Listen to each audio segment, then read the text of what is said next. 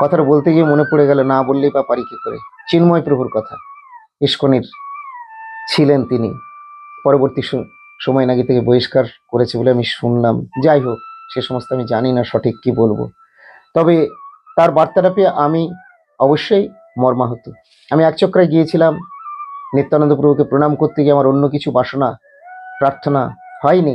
আমার মনে এসেছিল আমি চিন্ময় প্রভুর জন্যই প্রার্থনা জানিয়েছিলাম, প্রভু সে তো আপনার সেবা, আপনার প্রচার তো করছে, তাই যেভাবেই যেখানে যেমনই রাখুন না কেন, আপনার কৃপা দৃষ্টিতে যেন সে সুরক্ষিত থাকে, এটা আমার কর্তব্য।